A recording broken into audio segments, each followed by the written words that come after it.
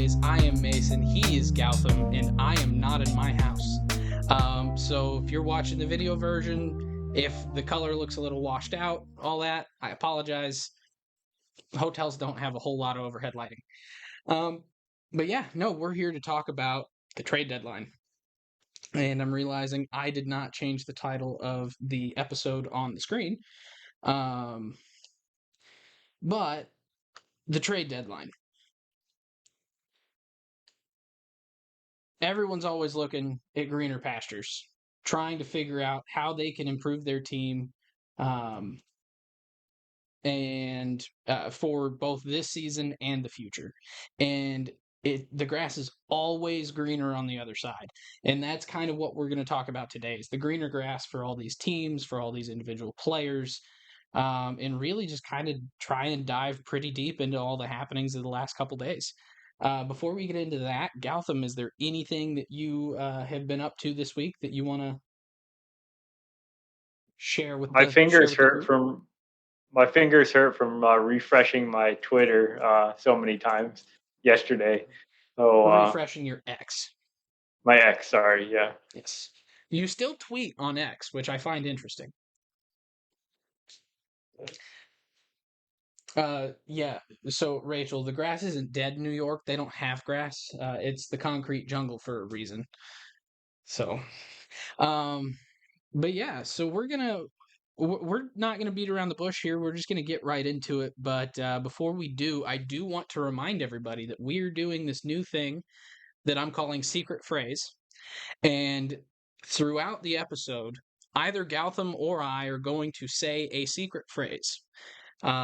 If you looked on our social media earlier today, you will have seen that there was a hint, and the hint was it is a Moneyball quote, a quote from the movie Moneyball.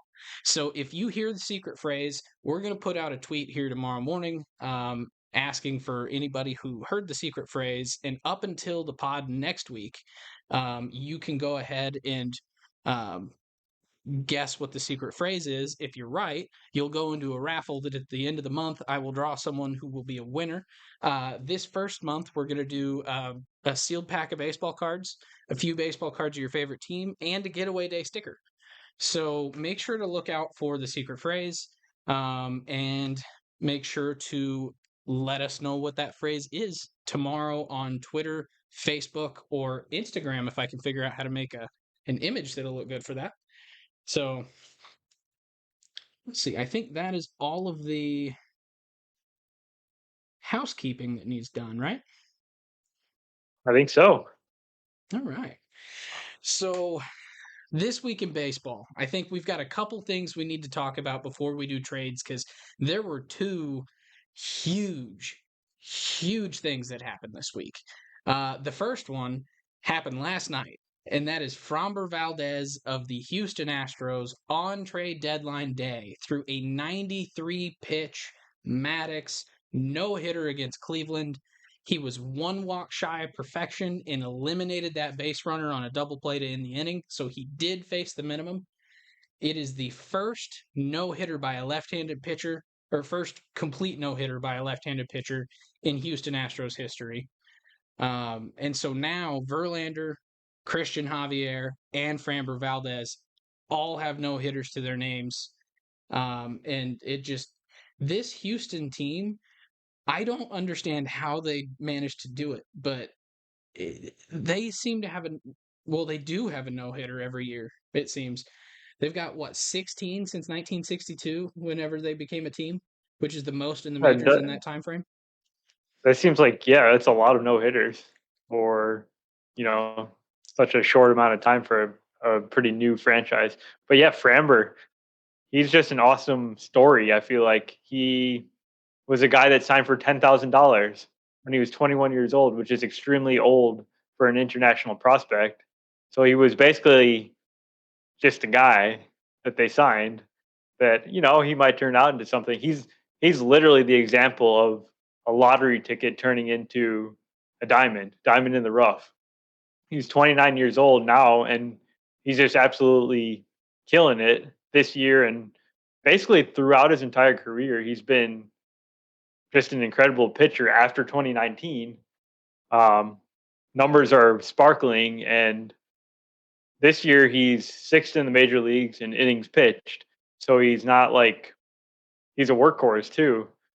Um, Ground ball specialist. This year he struck out more batters than he has in the past.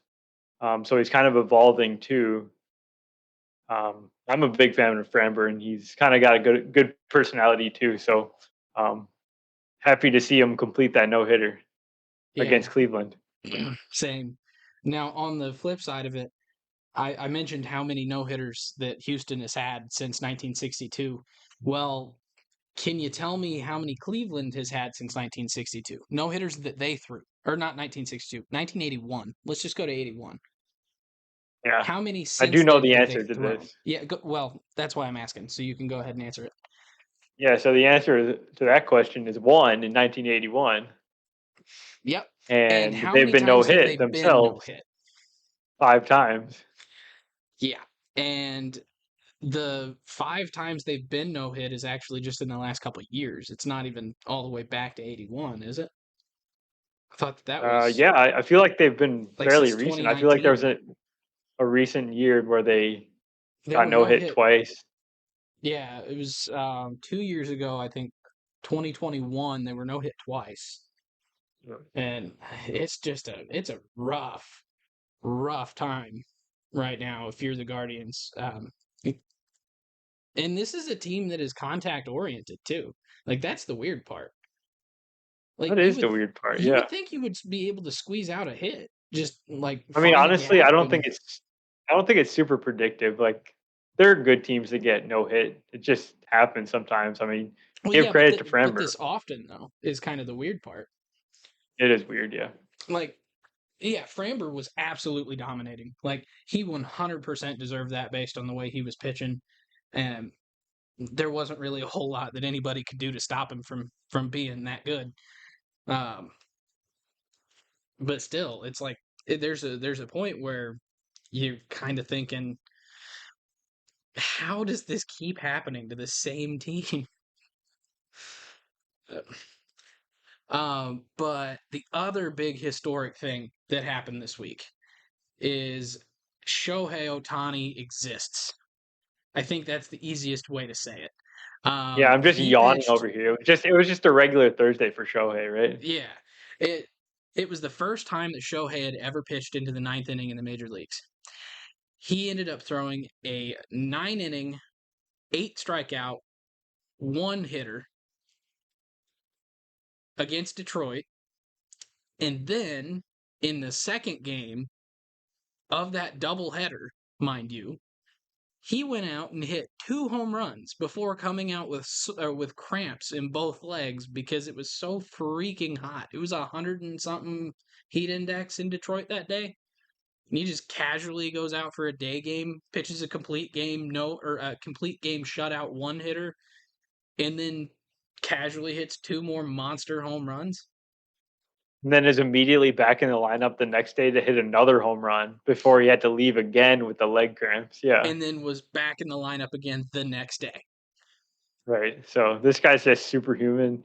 And no, I'm absolutely not yawning. I'm just in awe every single day of what this guy's doing. And I'm so happy that the Angels are going to go ahead and try to win with him because it just, you got to. Like, you got to take advantage of this once in a lifetime opportunity, I feel like.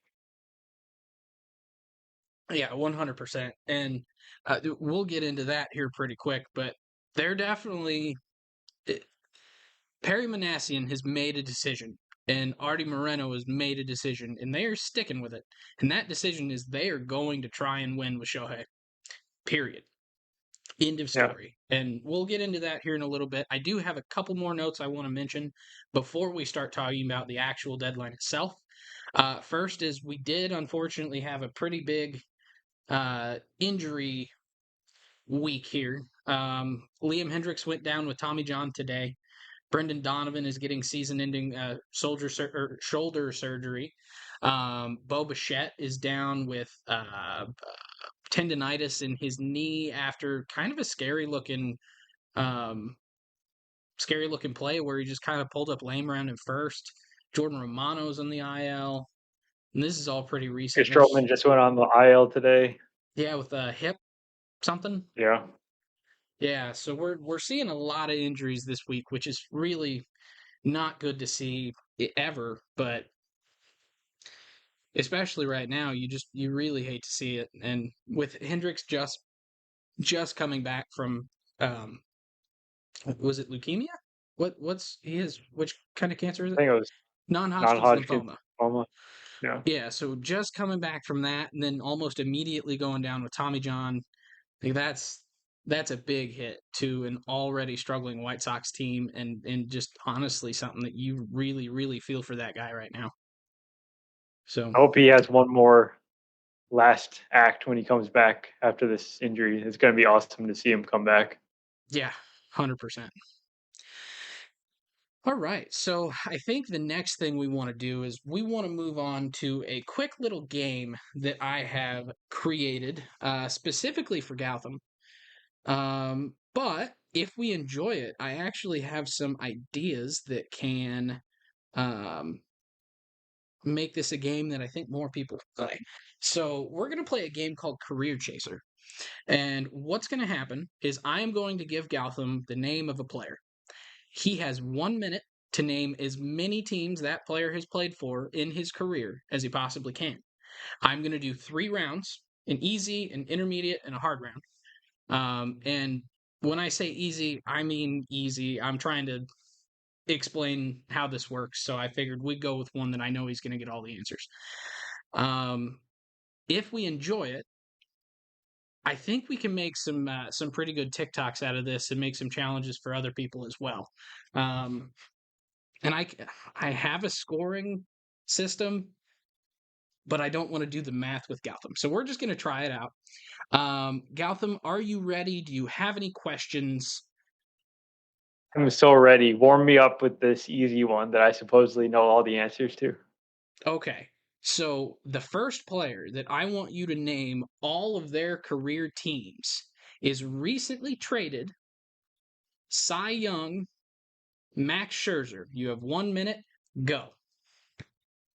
Max Scherzer has played for the Diamondbacks, the Tigers, um, the Washington Nationals, the New York Mets, the Los Angeles Dodgers, and now he will play for the Texas Rangers. That is correct. In 23 seconds, you have named all 6 teams that Mad And I Max did mess up Scherzer. the order because I forgot about LA for a quick second there, but Yeah, I wasn't necessarily going to ping you on order there. So if we were doing scoring, what would happen is this: because Gotham got 100% of the teams, he would get 100 points and for the percentage. And then because he got all the teams for the player, 10 bonus points. So right now, through the easy round, Gotham has 110 points. So we are going to put another minute on the clock. We are going to intermediate mode. This is going to be significantly harder than Max Scherzer. oh, all right. I'm ready. So you need, and I'll even give you the number of teams if that helps. Okay. Um, Geez, that's a lot. 7 teams. 7 teams. Okay. So that's 2 more than Scherzer. 7 teams. David Robertson, go. All right. David Robertson has played for the Yankees. He's played for the Phillies. He's played for the Cubs. He's now played for the Marlins. I don't know if you're counting that. Yep. Uh, he's played for the Rays. Yep. Did I already say the Rays? Uh,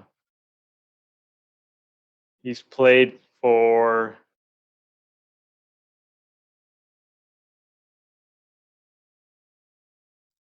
Yeah. um, the Mets Yep. That's 6.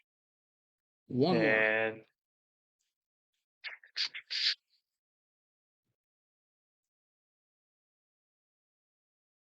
Come on, you got this.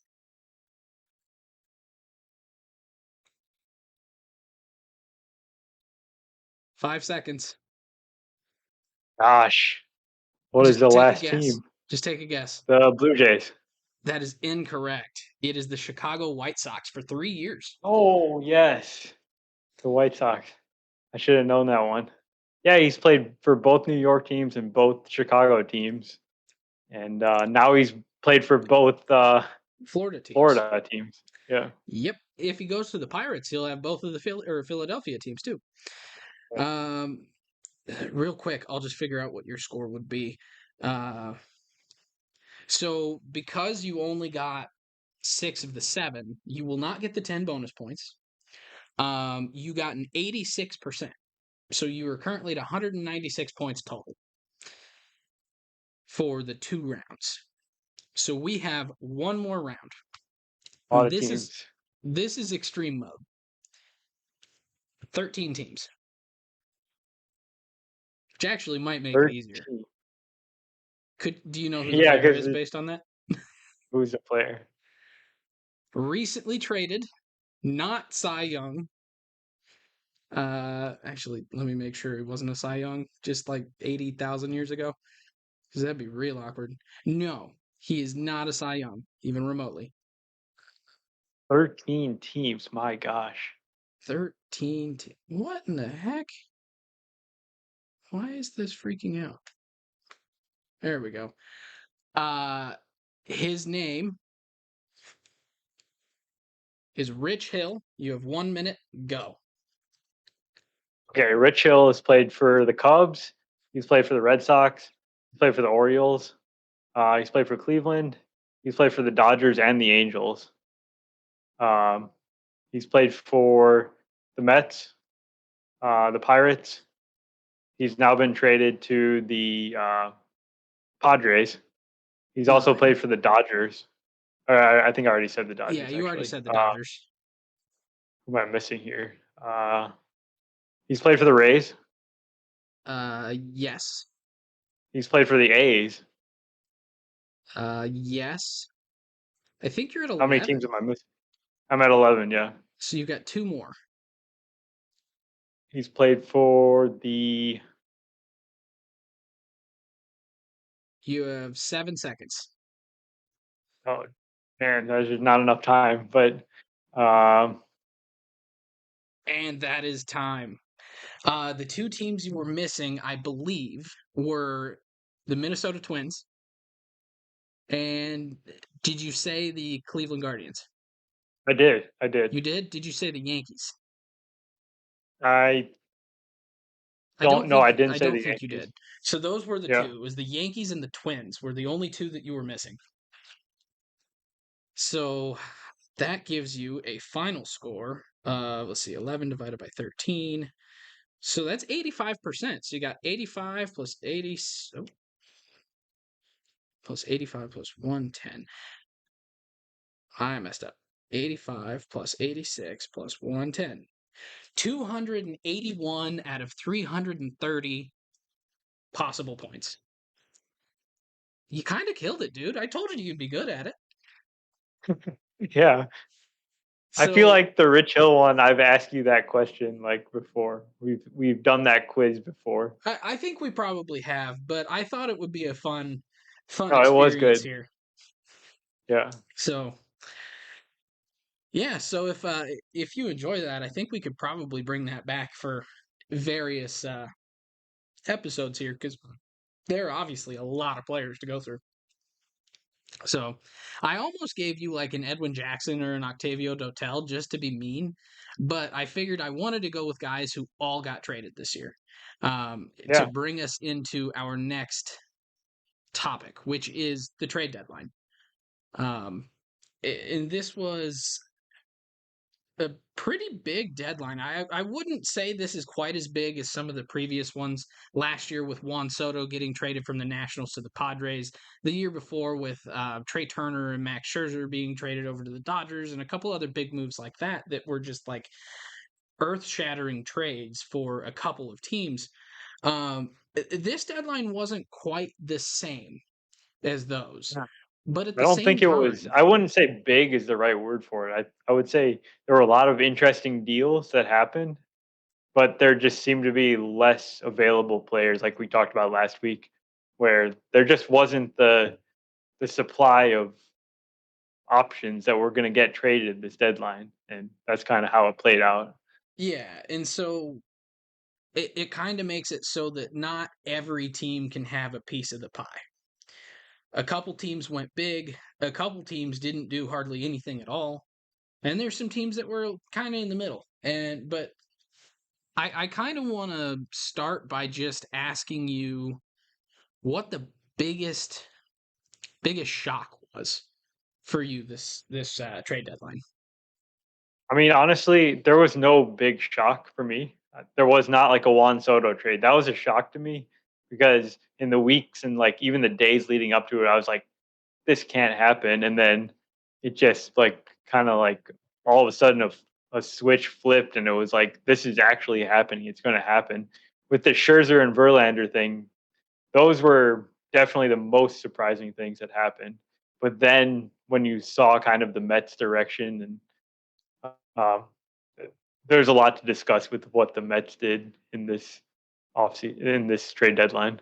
Yeah, and the Mets to me were the biggest shock, and not because of them selling. It was the complete change in direction for the club from preseason to now. And when Steve Cohen bought the team, I think he had said that he wanted to win a World Series in 5 years, 3 to 5 years. 3 to 5 years, which this is year number three. Number four, 2024. Number five, 2025. All right. Well, they decided to go out before the season. They had Max Scherzer. They got him last year. 2 years ago? Last year? I think it was last year. Last year. Yep. They signed Justin Verlander this year. Another huge, huge uh, former Cy Young pitcher to a massive contract. And they were just throwing money everywhere. Then all of a sudden, it went to about a week ago. Talks of Scherzer might be available. Scherzer might be willing to waive his no trade clause. And then he gets traded. And that to me was kind of a shock because they still have him for another year. Verlander, they still have for a year with a vesting option the next year. So that's potentially 2 more years of Verlander, 1 more year of Scherzer. They still have guys that can make this a really good team in Lindor, in um, Pete Alonso, in some of these other pieces. They've got some good up and coming guys like Francisco Alvarez. And Just ran out of so, names really fast when you're naming good Mets players, though. yeah, well, because I was going to say like Tommy Pham, And and it's like, eh. and, and I'll jump in here and just say that the Mets tried to do something. They tried to go like basically all in for this season, and it didn't really work out. Like they're not the worst team ever, but they clearly didn't meet their expectations for this season. And now it appears they're going to be taking a different approach to team building. And And that's what it they showed in this trade deadline. And it appears so because Max Scherzer did not hold back when he discussed the conversation he had had with Billy Epler. He asked Billy if they were going to go and sign anybody this offseason to build a World Series contender for next year. Billy said no. He said, we're looking at a 2025 to 2026 start to our window, which is 3 more years. 2025 is the end of that 5 year run where Cohen said, this is where I'm going to get the first World Series for the Mets in my tenure. And they said it's more likely going to be 26. And it shows with all the prospects they got back. I mean, for just Scherzer and Verlander, they got Luis Angel Acuna, Drew Gilbert, Ryan Clifford, who are now their number 2, 4, and 6 prospects in their organization. Two, 4, and 7. 2, 4, and 7, I think, in their organization. Then they go out and they trade Tommy Pham.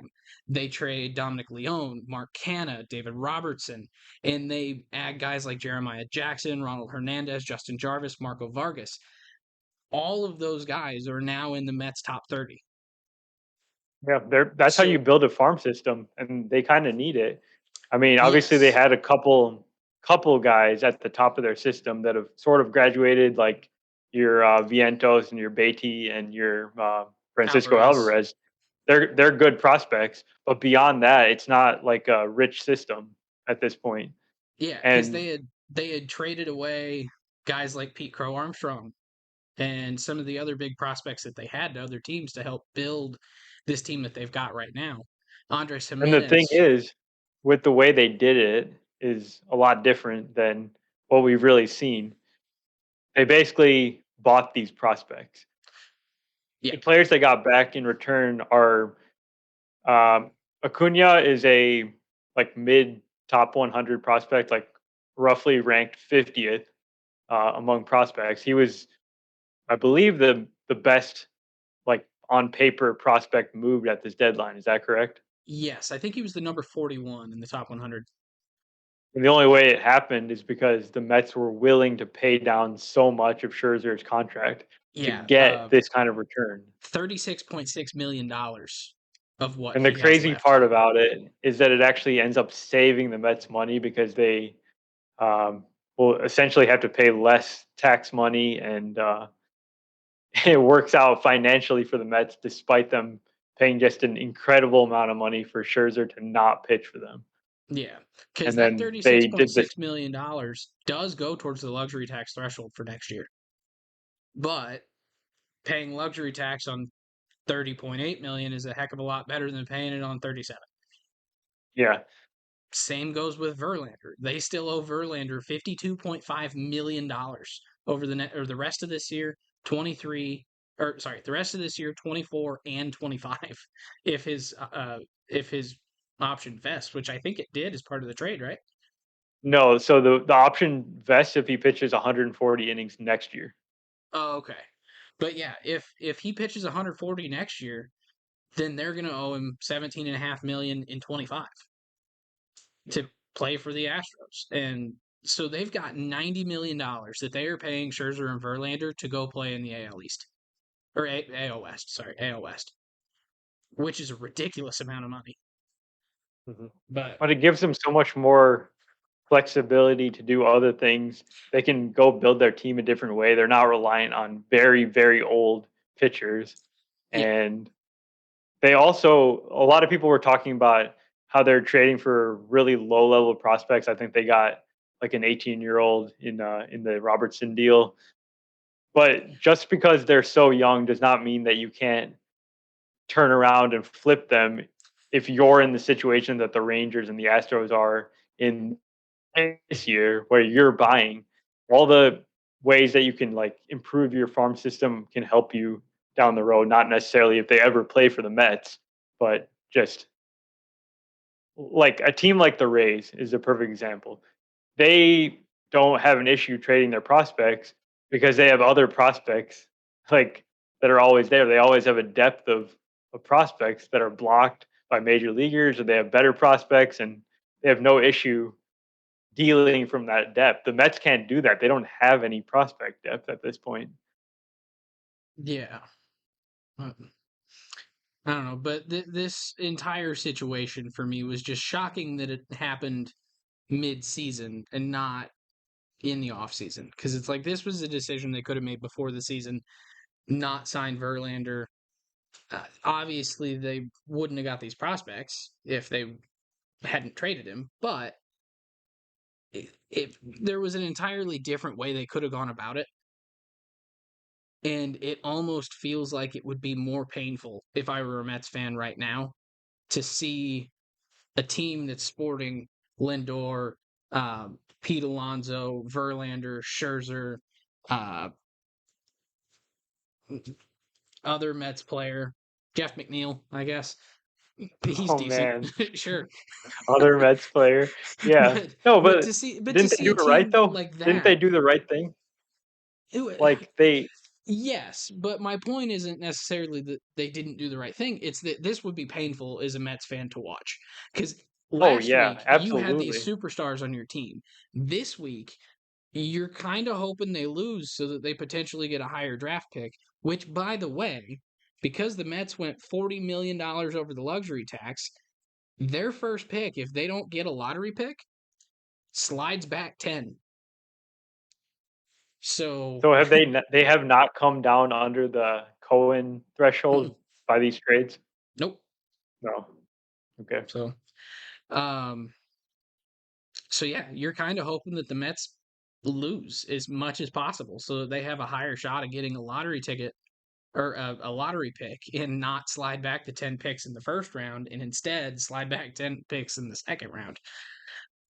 But we'll see. Yeah. But there's some other teams that I think we need to talk about here. Um, what team would you say is the most improved at this deadline? Um, Most improved is there's a couple contenders for me. I think the Rangers are probably the team that, like, on paper did the most to improve, but I'm gonna just pivot and pick the Marlins because I think their situation is quite interesting.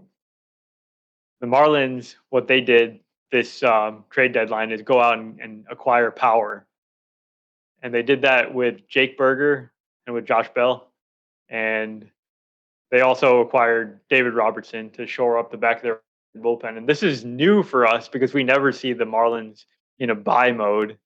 They have all kinds of issues with their lineup over the last several years, and I've been just harping on the fact that they do not have any power in this lineup, and they go out and they get Jake Berger. Jake Berger, sorry, and his power is basically, you know, unmatched by 99% of players in the league. And then they go get a guy like Josh Bell, who at least is a huge upgrade for them at first base over guys like Garrett Cooper and Yuli Gurriel. So they're not the best team, but they actually did the most to improve their current standing because their offense was so subpar. You add two average to above average guys to it for the remainder of the season and beyond, because these are not just rental options. Yeah, Jake Berger's a That's rookie this year. Yeah. So he's got So 5 years like of eligibility left, yeah. and it's I don't know. I love the moves by Miami. The more and more I think about them, and I'm going to say that they were the most improved team. I don't think that's a popular opinion, but Yeah, it's definitely not the popular opinion, but I'm definitely right there with you because this is a team that in the past has gone out after like Avisail Garcia, Jorge Soler, who is a power hitter, but he alone was not enough to keep this team afloat offensively. And I think Jake Berger comes in as not an everyday player. He plays a lot, but he's not an everyday player. he plays every day. Um, He's an everyday player. he wasn't at the beginning of the year, I think is the main point. Um, so he hasn't played every game this season, but he still has 25 home runs to match Soler's. So he's bringing in a ton of power for this Marlins team. Um, and that's going to be huge for the playoff push there because now the Mets are selling, so they're out. They're not going to be competing for that wild card spot. You do still have the Phillies. So, and you've got a couple teams in like the NL Central and probably a second team in the West. So they need every bit of power they can get. Every run counts at this point because their starting pitching is really good. But if they can hit even a little bit, if they can hit better than the Brewers usually do, they're in good spot. Uh, I actually am going to go with the Texas Rangers for the most improved, and just because this is a team that has been so plagued by injuries, to Jacob Degrom, who's down with Tommy John again, to Nate Eovaldi, to shoot, who else is hurt? Corey Seager's hurt right now again. Yeah, and so this is a team that is incredibly talented, but is dealing with a lot of injuries. And they decided to go for it. I mean, they're in first place right now, right? Yep, just So barely. so they're going to do everything they can to keep it and try and win a championship this year. So what did they do? They traded Luis Angel Acuna for Max Scherzer. They traded John King to Koa Roby and Thomas Sagasi to the Cardinals for Jordan Montgomery and Chris Stratton. to help bolster both the rotation and the bullpen with Stratton. Um, they a couple weeks ago, like a week and a half, 2 weeks ago, they went and got Aroldis Chapman from the Royals. They traded for Austin Hedges from the Pirates to help with at the catcher position. They got Luis Valdez from the Dodgers. Um, and it freed up a couple spots by trading away a couple guys that weren't really going to be involved moving forward, and Spencer Howard and Taylor Hearn for some of these guys. So I think this is a team that really, really helped fill the needs that they had by going out and getting some reliable guys, maybe not the best pitchers around, like in the case of Jordan Montgomery and Chris Stratton. They're not the flashiest, they're not the best, but they're consistent and they're good. And that's I exactly mean, what you Jordan need going into Montgomery the is an playoff upgrade push. over like the guys they already have in their rotation right now, like Martin Perez, Andrew Heaney. Like he's an Well, upgrade over them. So it's not like they're exactly. just slotting in number five. They're actually upgrading who spots in the rotation, which is more Yes, than and I would giving say any themselves other more team depth. did. Yeah. Yeah. So yeah, so they're my pick for most improved, and it's pretty obvious why. And I think pretty much everybody's going to pick them. But I do really like the pick for the Marlins there. My last question, then I'll let you ask a couple questions because I know you got some. What team confused you the most at this deadline? Um, I don't know if confused is the right word, but the team that like Disappointed, I maybe? get yeah, I'm disappointed by what the Twins did, which was basically nothing. They flipped relievers. They flipped Jorge Lopez to Miami for Dylan Floro. I do not believe they made another move They did not. that was Those are meaningful, the two. and they are sitting in first place in their division here, and they're content to just go with the team they have. And I get it. I get why they're doing that because we talk about Cleveland. They basically pulled a sell. They pulled sell moves when they're also right there, um, They're like a right half by game the out. Twins.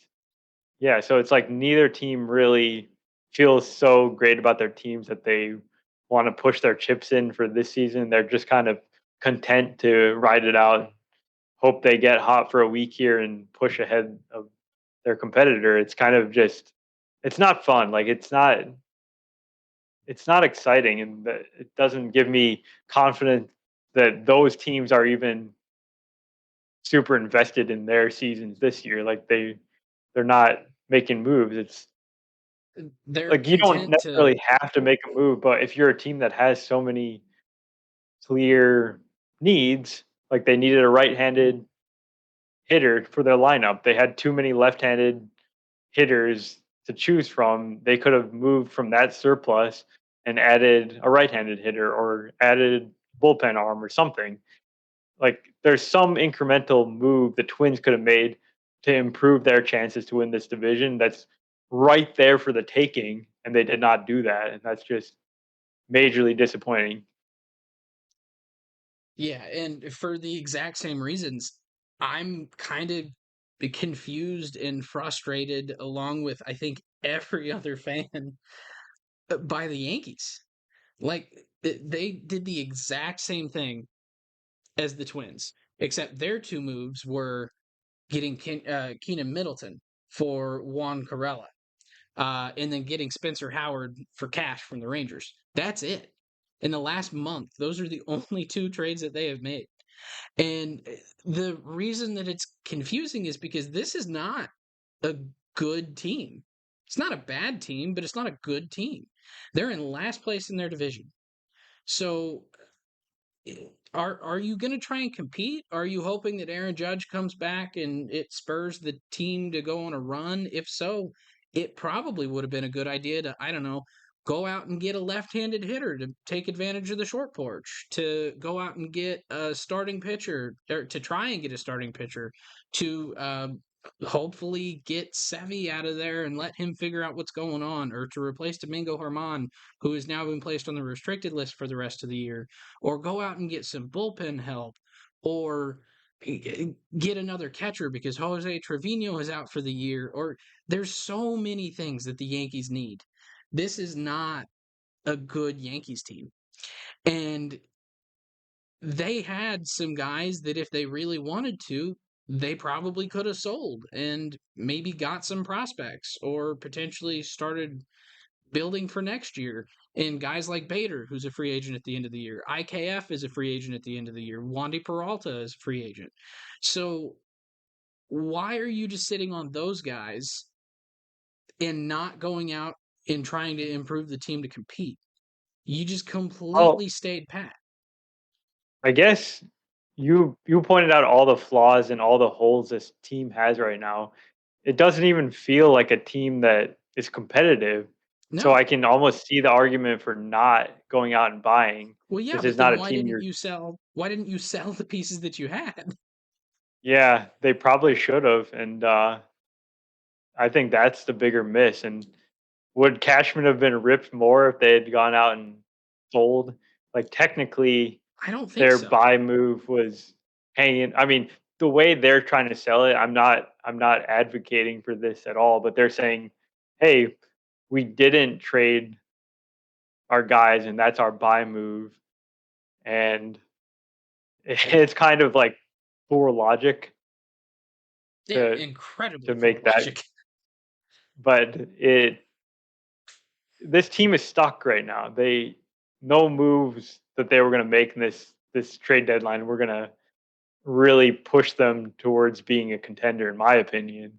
I think their season is toast. The way they're trending, um, yeah, I agree. Yeah, They should have taken a stand and they should have sold off at least the pending free agents yeah, and which made something out of it. which I think pretty much anybody in like the Rays would have loved to have a Harrison Bader for this playoff run. Some guy with some power, with some speed, great fielder. Yeah, he gets hurt a fair amount, but he's been fairly healthy this year. I mean, more than usual. Wandy Peralta would be a good reliever for a lot of teams. IKF would be beneficial from a depth standpoint for a lot of teams, a defensive replacement for a lot of teams. Good bench guy. You could have got some pieces out of that. You're not going to get Luis Angel Acuna out of those guys. Like they weren't going to have the same type of sell as the Mets, but eh, like they could have gone and done what the Cardinals did. I mean, the Cardinals had a couple pending free agents that they moved all but one of them.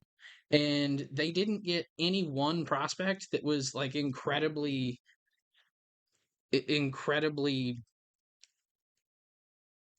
enticing to like the everyday fan, but they got a lot of guys, seven guys actually to their or six guys to their top 30. Like they started rebuilding their system by just moving Jack Flaherty, Jordan Montgomery, Paul DeYoung, Jordan Hicks. Like all guys that are kind of in the same realm as Bader, IKF, and Wandy Peralta. Like that's the deadline that I think the Yankees should have had. It's not the one I wanted for the Cardinals. It's the one that they needed to have and the one that they did have. And I think a lot of Yankees fans would have felt the same way. So I think Cashman and Hal are. I, I don't know if they're worried that they're just going to get this bad rep if they say, we screwed up. This isn't going to happen this year. Let's put us in the best spot for next year or the year after that and go out and trade these guys. I don't know if they think that they're just gonna like tick off all the fans by doing that, but it would have been the right move. The Yankees offseason upcoming is going to be quite interesting to see how they manage this roster and what kind of things they do. But I don't. I'm confused. I guess I'm on board. I don't know what's going on with the Yankees. Yeah, so confused. I was right when I named it confused, and you said I don't think confused is the right way to phrase it. Yeah, it is. All Yankees, I'm right. confused. I don't know. I think there was a lot of other interesting moves that happened in this trade deadline that were very rational for both sides, and there were no trades on paper that felt egregious to me. They all seem like, oh, that makes sense for that team. Oh, and that makes sense for their trading partner. That's Yeah, how I felt about most of the trade deadline. and to me, like some of the biggest example of that for me is the White Sox. Like the White Sox have been abysmal this year. I think that is the nicest way to say it. Like it was an incredibly talented team that just for some reason could not get it done as a group. Individually, they had great pieces, and they kind of realized that maybe the way that they built this roster wasn't gonna work. So they went out and they made an absolute ton of moves. So just a couple of them: the Giolito and Ronaldo Lopez to the Angels for Kai Bush and Edgar Carroll. Um, Lance Lynn and Joe Kelly go to the Dodgers. They get back Trace Thompson for the major league roster, and then Nick Nastrini and Jordan Leisure. Jake Berger goes to Miami. They get Jake Eater back, who's a really good prospect. Kendall Graveman goes to the Astros. They get Corey Lee, who is a great young catching prospect. He's kind of struggled a little bit this year, but I think he might benefit from a change of scenery going to the White Sox, and I think he's going to end up having the starting job next year. Um, and then they got a couple other guys to help fill the roster for this year that's going to help bring the payroll down. Guys like Mike Myers, guys like Luis Patino, guys like Keen Wong. Um, but they did a really good job of building the top end of their farm system there and setting themselves up for a quick I don't know if rebuild is the right word, because like they've still got Cease It's and they've another still got franchise. Robert. Yeah, And it's another so franchise that seems kind of lost. Like they were supposed to be good this year. They maybe could be good next year in a really weak division, but also they need to like really consider what they're doing because the current path has not really worked. But I think they did a great job this trade deadline well to and improve their system for the future. Like that's very important. yes, and I will say it's a little unfortunate that it turned out this way for the White Sox, because I full heartedly believe that they kind of screwed themselves by leaving Rick Hahn and Tony La Russa in charge of that franchise for most of the competitive window. Like Hey, it all starts from ownership, right? It all starts yeah, from Jerry Reinsdorf, yep. and it's a franchise that's historically been quite terrible throughout their history. I So mean, it's kind of like they've only made the playoffs a handful of times in their history. it's about 10 in their history. Yeah, and they're one of the oldest teams in the league. Yeah. But yeah, so it's unacceptable how that franchise has been run. The fact that they had such a good core and such a promising core and then had literally nothing to show for it, and are now here, and we're lauding them for some good moves that they've made by selling off the pieces that are becoming free agents and rebuilding the farm system. They just got out of a rebuild, like a long, painful rebuild, and they're kind of right back halfway to doing that again. Not fully, but like halfway. And it's like, it's unfortunate. I feel really bad for pretty much any White Sox fan. I'm sure there's one White Sox fan that I probably just don't like as a person. I don't feel bad for them, but everyone else I feel bad for. It'd be like if you were a White Sox fan, I wouldn't really feel bad for you. Yeah, I'd be the one. I'm special. Yeah, exactly.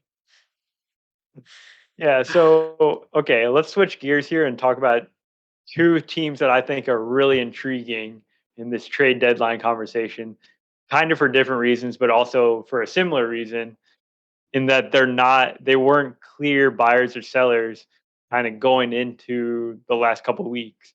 And they've really sort of changed their fortunes with some good play. That's the Cubs and the Padres, who are kind of lurking in the wild card race. They've got a lot of teams to jump to actually be in position. But if you look at, the full body of work from this season, those are two teams you can easily make the case that they've sort of underperformed, and now they're starting to turn things around. So I'll start with the Cubs because I've been watching all the Cubs games. I've been glued to their games recently, and it's been literally years since I've been this interested in actually watching Cubs games because they've been playing great baseball. They had an 8-game winning streak. right before the deadline, and it seemed before that streak that they were just going to go and sell off Cody Bellinger and trade Marcus Stroman and trade off all their existing pieces like they had the last 2 seasons. Then they go on the streak, and you know, there's a lot of positive momentum going for the Cubs right now. And then they went out and they got Jamer Candelario, who I think it's pretty safe to say was the best bat moved at the trade deadline. He has over an 800 OPS on the season, plays really good defense at third base, and just like a quality ad for that lineup that's actually been performing really well over the last month and a half here. And what do you think the impact of that is on a club like the Cubs, who got the vote of confidence from their management, from Jed Hoyer, from ownership, whatever it may be, and now they get like a big bat for their lineup? Like that's got to be a boost, right? So first of all, I want to correct one thing that you said. Jamer Candelario was not the biggest bat moved at the deadline. That would be PJ Higgins, who Ah, is now yes, back to back. Cubs. He is now back with his original team, the Chicago Cubs. Um, but no, that's a huge. That's going to have a huge impact on this team. I mean, this is a team that has been. uh, Honestly, I thought the roster construction at the beginning of the year was a little bit weird. Like, if for a team that was going to try and go win the division, it's like, why are you bringing in all these kind of has been first basemen, DHs, your Trey Mancini, your Eric Hosmer, your um, Edwin Rios, your like all those types of guys, and not letting your Matt Mervis, your Christopher Morel, your um, Christian Christian Hernandez, Nelson Velasquez. Which one's the That's closer one? Nelson Velasquez. He actually got traded out this Yeah, deadline. which was the other thing that I was going to mention. Um, but like, it felt weird that they weren't going to let those guys come up and actually try and build like the next big three, like they had, or I guess core four, like they had with Willie and KB and Javi and Riz. Um, and so they were kind of underperforming the whole year. Justin, their starting pitching was pretty darn good, at least for the first half of the rotation, behind Justin Steele and Marcus Stroman. And the bullpen hasn't been completely awful. So completely, I said completely. Um, but so with them going on this run and inspiring Jed Hoyer to go out and actually get Jamer, to go and get Jose Quas, getting uh, is Josh Robertson, is he actually in the majors or is he a prospect? Oh, he's in the minors at AAA. Okay. But yeah, but that kind of says, hey, we now have a direction. We believe in you guys. This is something we can do. It gives David Ross a little bit more of a firm lineup build, especially since I mean, Hosmer's been gone for a while, but they just DFA'd Trey Mancini as part of this. And so it helps kind of build a solid, we can run this out everyday lineup that is going to be able to gel as a group for the next 2 months. And as that happens, I mean, I wouldn't be surprised to see them go on a little bit longer of a run than they have been. So I think that's the biggest thing is trusting your guys to play every day and not having this weird mismatched lineup of has-beens and prospects. And that's the biggest thing for me. Have you heard of this team called the Tampa Bay Rays? Yeah, but the Cubs aren't the Tampa Bay Rays. Well, that's true, but I mean, a lot of those things I agreed with. Like those different roster construction things we were talking about at the beginning of the season, a lot of those things didn't work out. But there is a whole bunch of stuff that has gone right for the Cubs, like bringing in Cody Bellinger. He's kind of returned to his Mike MVP Talkman form. breaking out as a Mike Talkman, they're bringing in guys like that have really contributed. The progression of Christopher Morel. Nick Madrigal is apparently a capable third baseman, and he's finally hitting for the Cubs, don't which lie to me. is shocking. That's Don't lie that's to just me. shocking to me. But and yeah, so they're they're definitely an interesting team, and from a pitching standpoint, I think they're way ahead of a team like the Reds. So yeah. they could Now track them down in the division. it definitely hurts that Stroman has been not so great the last couple weeks. He's got had a couple blow up starts in a row, and then now he's on the IL for 15 days. So that's gonna hurt. Well, so here's the thing about the Stroman thing. I think he's been actually pitching through that injury for a while here now, and that's the reason for his underperformance. He doesn't just go from being basically the best pitcher in the league to really bad Well, overnight. I'm sure, but And I it's not think exactly that it sounds helped. like it's kind of a short term thing. He's going to get the cortisone shot and be back in about 15 days. So hopefully he comes back healthy. Yeah. Um, But on the other side, you were talking about the Padres though. And yep. this is a team. So I don't think that there is a world in which a team should just not make moves at the deadline. There is always something you can improve or something that if you're out, you can get value out of some of your guys and move them to other teams.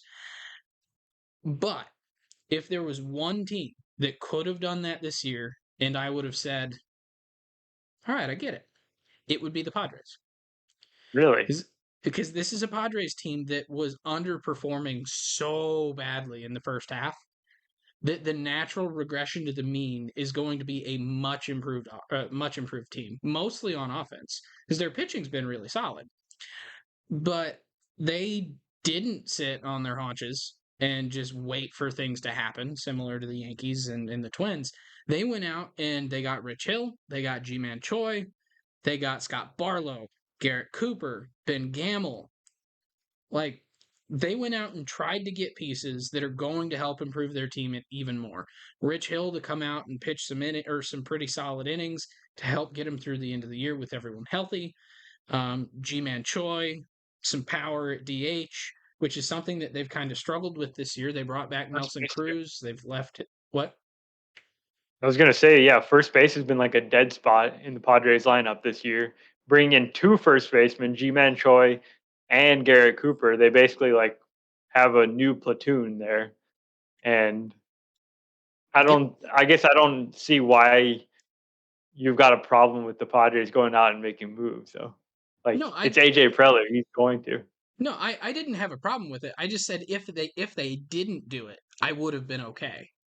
Like, because I would have. I see so many holes that they've actually plugged. I think they did a really good job with it, Yeah. and Well, they've so added starting depth, even though they necessarily didn't need it.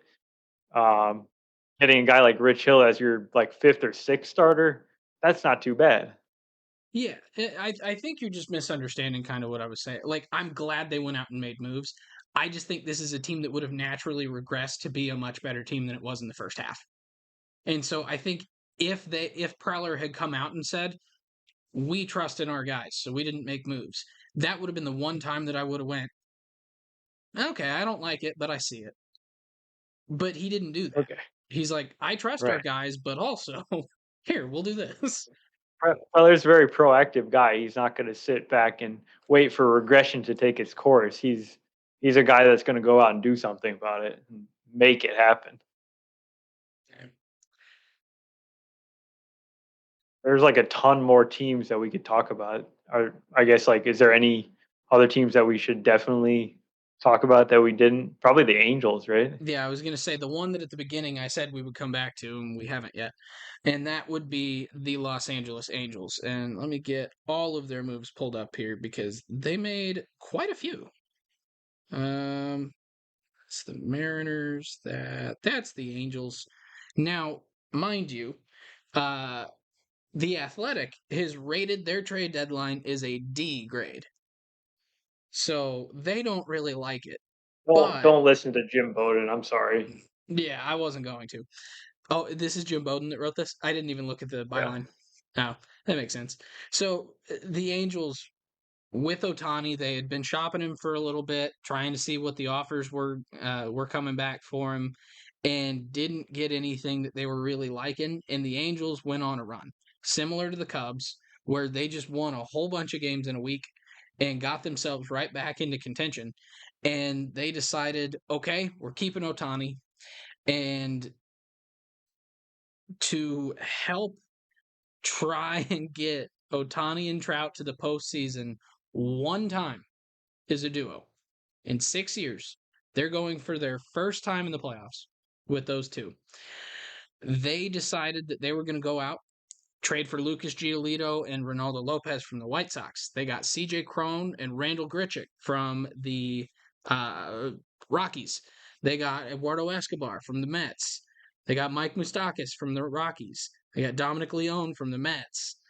And so they went out and they filled some rotation holes. They filled a lot of bullpen holes. Uh, they went and got a smattering of good or of decent veteran players to try and fill some injuries that they've got to third baseman Anthony Rendon, popping Eduardo Escobar. They haven't really had like a true first baseman. They've been playing Brendan Drury there a lot of the time, but he's been hurt some of the year, and they've just had some weird things there. They demoted Jared Walsh and then eventually DFA'd him. So they bring in CJ Cron to man first base. Trout's been Forgot about hurt for a Moose little too. bit. What? You forgot about Moustakas, who they brought in as well. Oh yeah, I was thinking he played second. Yeah, no, that makes more sense then. I forgot about that. But yeah, Um, no, I think that's been their plan all along. Basically, whenever the injuries have popped up, they were ahead of the market too when they went out and they got Escobar and Moustakas days apart, just because every week counts for this Angels season. They can't just wait for the trade deadline. They had a hole and they immediately filled it, and then they continued to add on by adding a guy like Crone. So they basically brought in like three corner guys and this then year. yeah, and then Grichuk to help kind of shore up the outfield with Trout being injured right now. Is he going to come back and play in the field, or is he going to be DH? I don't know. But Taylor Well, Ward he and can't Hunter be DH, I Renfro. can tell you that. Well, that's a good point. So he's going to have to play the field. But you've got Taylor Ward, who's kind of regressed from his really good season a couple years ago. He got hit Oh in the yeah, face. I forgot he's out He's for out for the season. season. Oh Yeah. shoot. Yeah, so I guess that would explain why they went out and got Randall Grichuk because they need someone in left field. Um, so Hunter Renfro, they've got Mickey Moniak, who's been really pretty good. So they've now got four legitimate outfielders. They've got a whole bunch of legitimate corner infielders. Really, the only holes that they weren't able to address was the middle infield whenever Neto gets hurt and they have to run out Velasquez. And then I don't even know who plays second, but is it I Velasquez guess usually? Renhefo. Oh, Renifo. Yes, that makes sense. So the thing about the Angels situation that makes it so intriguing is that they basically sold out, you know, for this season. They said, screw the future. We don't need these prospects. Like, it's Not all about this year. not that they had much of a future in the farm. But they did trade some of their absolute top prospects that are They traded remaining. all of their best prospects that were remaining. They didn't have many, and they So, traded them all in Kai Bush and Edgar Caro, in Mason Albright and Jake Madden. I actually don't know who those guys are. Jeremiah Jackson was one of their top prospects. He got sent over to the Mets for Dominic Leone. Like, so the point I'm getting at is, um, usually when we see a team exhibit this kind of behavior where they like trade off all their best prospects, they're going all in. They're usually a really good team that has one of the highest probabilities of actually winning the World Series. The Angels are not that at all. They If they have a basically a perfect 2 months here, they're just going to squeak into the playoffs. yeah, they had an and 11% chance to make the postseason on the day that they decided they were not going to trade Otani, which also just so happened to be his complete game shutout, one hitter, and um, yeah. So it yes, so was, it's going to be like a absolutely wild ride for the Angels these next 2 months, and it may not pay off, but it's going to be fun to see how this plays out, I guess. yeah. So I highly recommend watching as many Angels games as possible. I know sometimes that's going to be painful, but you should probably do it because this might be the very, very last time that we see the two greatest baseball players of our lifetimes. It, I'm pretty comfortable saying that, even though like we were still alive for Bonds and McGuire and Sosa. I think Trout's better than all three of them. And then you got Otani on the same team for the last 2 months, maybe ever. This is this is baseball you should watch, even if it doesn't go the way that we want it to. Something just happened, and you're either happy about it or you're not happy about it, and I'm confused. I'm happy. Cubs hit a home run. Morel just hit one off the wall. Okay. Let's see. Are there any other teams that we need to discuss? Um, I think we hit the big ones.